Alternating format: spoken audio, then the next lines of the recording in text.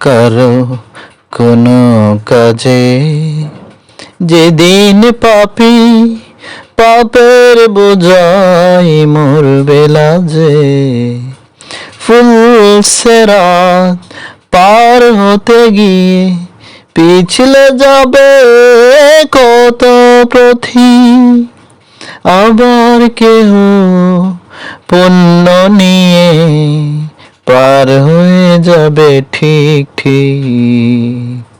সে মহাদিনে মহাকণে, সে মহাদিনে মহাকণে পার করে তুমি দিও।